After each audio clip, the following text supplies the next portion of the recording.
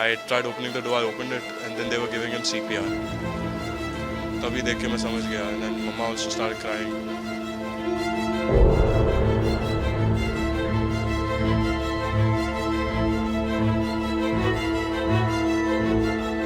భారతీయ చిత్రసీమలో తన భయంకరమైన విలనీజంతో కోట్లాది మంది ప్రేక్షకులను వణికించిన నటుడు సైఫేమ్ ప్రదీప్ రావత్.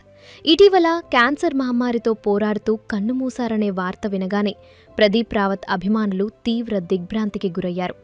సై సినిమాలో భిక్షు యాదవ్గా, ఛత్రపతి, భద్ర, లగాన్, గజినీ చిత్రాల్లో తన నటనతో స్టార్ విలన్గా వెలుగొందిన ప్రదీప్ రావత్ జీవితం వెనుక ఒక ఊహించని సినిమా డ్రామా ఉంది. బాధ్యత గల బ్యాంకు ఉద్యోగం, మొదటి భార్య విడాకులు, సినిమాల కోసం చేసిన త్యాగాలు ఇవన్నీ దాటుకుని కోట్ల ఆస్తులు సంపాదించినా చివరికి 4th స్టేజ్ క్యాన్సర్ రూపంలో విధి ఆడిన విచిత్రమైన నాటకంలో ఆయన ఓడిపోయాడు. అయితే అసలు ప్రదీప్ రావత్ బ్యాక్గ్రౌండ్ ఏంటి? గవర్నమెంట్ జాబ్ వదిలేసి సినిమాల్లోకి ఎందుకు వచ్చాడు? తన మొదటి భార్యకు విడాకులివ్వడానికి కారణం ఎవరు? 56 ఏళ్ల వయసులో ప్రదీప్ లవ్ స్టోరీ ఏంటి? తెలుగు సినిమాల కోసం హిందీ సినిమాలను ఎందుకు వదులుకున్నాడు? అతని ఆస్తి ఎంత అనే విషయాలను ఈ వీడియోలో తెలుసుకుందాం. ఎక్కడా స్కిప్ చేయకుండా చివరి వరకు చూడండి. ప్రదీప్ రామ్ సింగ్ రావత్ జీవితం 1952 జనవరి 21న మధ్యప్రదేశ్లోని జబల్పూర్లో ఒక క్రమశిక్షణ కలిగిన మధ్యతరగతి కుటుంబంలో మొదలైంది. ఆయన తండ్రి మంగళసింగ్ గారు ఇండియన్ ఆర్మీలో పనిచేసి రిటైర్ అయ్యారు. ఒక సైనికుడి కొడుకుగా పెరగడం వల్ల ప్రదీప్లో చిన్నప్పట్నుండే ఒక రకమైన గాంభీర్యం, పట్టుదల అలవడ్డాయి. తన పిల్లలు కూడా ఏదైనా మంచి ప్రభుత్వ ఉద్యోగంలో స్థిరపడి సమాజంలో గౌరవంగా బతకాలని ఆయన తండ్రి ఆశించేవారు.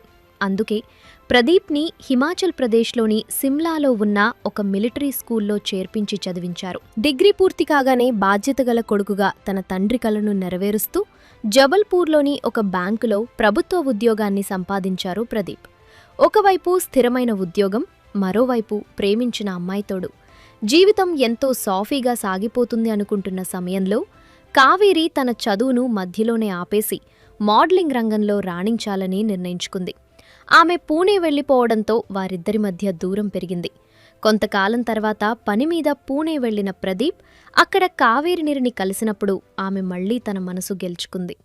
నిజానికి ప్రదీప్ రావత్ సినిమాల్లోకి రావడానికి ముఖ్య కారణం కావేరి అని మనం ఖచ్చితంగా చెప్పవచ్చు. ప్రదీప్ తన ఎత్తు, ఆకట్టుకునే వ్యక్తిత్వంతో మోడలింగ్ రంగంలో రాణించగలడని ఆమె ఆయన్ని ప్రోత్సహించింది. ఆమె మాట మీద నమ్మకంతో తన బ్యాంక్ ఉద్యోగానికి సెలవు పెట్టి పూణేలో ఆమెతో కలిసి కొన్నాళ్లు లివింగ్ టుగెదర్లో కూడా ఉన్నారు.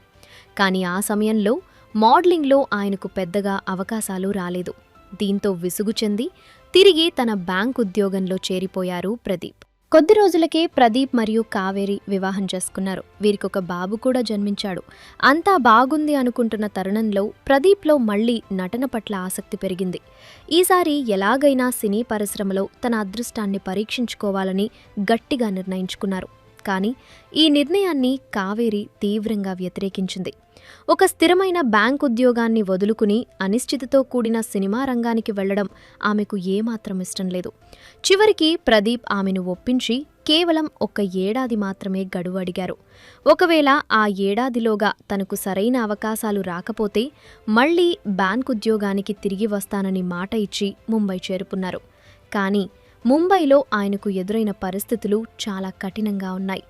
ఎన్నో ఆఫీసుల చుట్టూ తిరిగినా ఆయనకు కనీసం చిన్న పాత్రలు కూడా దొరకలేదు. చూస్తుండగానే ఆయన భార్య ఇచ్చిన ఏడాది గడువు కూడా పూర్తయింది. కావేరి ఆయన్ని వెనక్కి రమ్మని ఎంత బ్రతిమిలాడినా తన ఆశయం కోసం ప్రదీప్ అక్కడే ఉండిపోయారు. తన మాట వినకుండా ఉద్యోగాన్ని వదులుకున్న ప్రదీప్పై కోపంతో కావేరి ఆయనకు విడాకులు ఇచ్చి తన కొడుకును తీసుకుని వెళ్ళిపోయింది. ఈ సంఘటన ప్రదీప్ని మానసికంగా ఎంతో కుంగదీసింది. భార్య విడిచి వెళ్లిపోయినా ప్రదీప్ మాత్రం వెనక్కి తగ్గలేదు. తనేంటో ప్రపంచానికి నిరూపించాలని 1985లో జూనియర్ ఆర్టిస్ట్గా తన కెరియర్ను ప్రారంభించారు. ఆ సమయంలోనే ఆయనకు మహాభారతం సీరియల్లో అశ్వత్థామ పాత్రలో నటించే అవకాశం వచ్చింది. ఆ పాత్రతో ప్రదీప్కు దేశవ్యాప్తంగా గుర్తింపు వచ్చింది. ఆ తర్వాత సల్మాన్ ఖాన్ నటించిన బాఘీ సినిమాలో ఒక పాత్ర దక్కింది. అలా హిందీలో చిన్న చిన్న పాత్రలు చేసుకుంటూ సాగిపోతున్న ప్రదీప్ జీవితాన్ని లగాన్ సినిమా పూర్తిగా మార్చేసింది. నిజానికి ఆ సినిమాలో దేవ్ సింగ్ సోడీ పాత్ర కోసం మరొక నటుణ్ణి అనుకున్నారు. కానీ ఆ నటుడు డేట్స్ ఇవ్వలేకపోవడంతో ఆ అవకాశం ప్రదీప్ను వెతుక్కుంటూ వచ్చింది. ఆ పాత్రలో ఆయన నటన చూసి రాజమౌళి గారు ఫిదా అయిపోయారు. తన సై సినిమాలో భిక్షు యాదవ్ పాత్ర కోసం ప్రదీప్ అయితేనే కరెక్ట్ అని భావించి ముంబైకి మేనేజర్ని పంపి మరీ ఆయన్ని పిలిపించారు. అలా తెలుగు తెరపై ఒక భయంకరమైన విలన్ ఆవిర్భవించాడు. సై చిత్రం ఘన విజయం సాధించడంతో ప్రదీప్ తెలుగులో స్టార్ విలన్గా మారిపోయారు. ఆ తర్వాత ఛత్రపతి, భద్ర, స్టాలిన్ వంటి చిత్రాలతో తన స్థానాన్ని సుస్థిరం చేసుకున్నారు. అలాగే కొన్ని తమిళ, కన్నడ, మలయాళ సినిమాలు కూడా చేసిన ఆయన ఏ భాష నుండి అవకాశాలు వచ్చినా తెలుగుకే ఎక్కువ ప్రాధాన్యత ఇచ్చేవారు. ఇక ఆ తర్వాత ప్రదీప్ వ్యక్తిగత జీవితం రెండోసారి కూడా చిగురించింది. మెగాస్టార్ చిరంజీవి గారి స్టాలిన్ సినిమా షూటింగ్ సమయంలో మోడల్ కళ్యాణి గారితో ఆయనకు పరిచయం ఏర్పడింది. వారిద్దరి మధ్య ఉన్న మంచి అండర్స్టాండింగ్ వల్ల 2007లో వివాహం చేసుకున్నారు. వీరికి కూడా ఒక బాబు ఉన్నాడు. జీవితం చాలా ఆనందంగా సాగుతున్న సమయంలో ఆయన మొదటి భార్య కావేరి మీడియా ముందుకు వచ్చి ప్రదీప్పై సంచలన ఆరోపణలు చేసింది. ప్రదీప్ తాగుబోతని, అమ్మాయిల పిచ్చి ఉందని, తనను శారీరకంగా హింసించేవాడని ఆరోపించింది.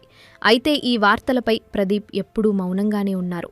కాలక్రమేణా ఒకే రకమైన విలన్ పాత్రలు చేయడంతో ఆయనకు అవకాశాలు తగ్గాయి. అప్పుడు ఆయన తన రూట్ మార్చి సరైనోడు, నేను శైలజ వంటి సినిమాలతో కామెడీ రోల్స్ చేసి ప్రేక్షకులను నవ్వించారు. కానీ విధి చాలా విచిత్రమైనది. 2023లో ఒకరోజు అకస్మాత్తుగా ప్రదీప్ ముక్కు మరియు నోటి నుండి రక్తం రావడం ప్రారంభమైంది. దాంతో ఎంతో భయపడిన ఆయన భార్య ఆయన్ని ఆసుపత్రికి తీసుకువెళ్లగా పరీక్షించిన వైద్యులు ఆయనకు 4th స్టేజ్ బ్లడ్ క్యాన్సర్ ఉందని నిర్ధారించారు. ఆ వార్త విన్న ఆయన కుటుంబం ఒక్కసారిగా కుప్పకూలిపోయింది. అప్పట్నుండి ఆయన నటనకు స్వస్తి చెప్పి కేవలం తన ఆరోగ్యంపైనే దృష్టి పెట్టారు. ఎంతో ఖరీదైన చికిత్స తీసుకున్నప్పటికీ క్యాన్సర్ మహమ్మారి ఆయన శరీరాన్ని పూర్తిగా దెబ్బతీసింది. చివరగా ఆగస్టు 4న పరిస్థితి విషమించడంతో ఆయన మనందర్నీ వదిలి వెళ్ళిపోయారు. సంపద ఎంత ఉన్నా ఆరోగ్యం లేకపోతే ఏదీ సాధ్యం కాదని ఆయన చివరి రోజులు మనకు గుర్తు చేస్తాయి. ఇక ఆయన ఆస్తుల వివరాలకు వస్తే ఆయనకు ముంబై మరియు హైదరాబాద్లలో కొన్ని బంగాళాలు, స్థలాలు ఉండగా మొత్తం మీద ఆయన ఆస్తి 100 కోట్లకు పైగానే ఉంటుందని సమాచారం. ప్రదీప్ రావత్ గారి జీవిత ప్రస్థానం మనకు ఎన్నో పాఠాలు నేర్పుతుందిలను.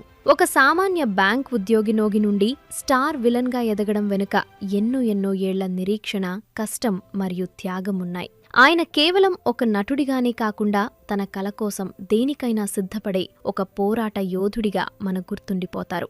ఆయన ఆత్మకు శాంతి చేకూరాలని మనమందరం కోరుకుందాం. ఈ వీడియో నచ్చితే ఒక లైక్ చేసి ఇలాంటి మరెన్నో ఇంట్రెస్టింగ్ వీడియోస్ కోసం మా ఛానల్ని సబ్స్క్రైబ్ చేసుకోండి.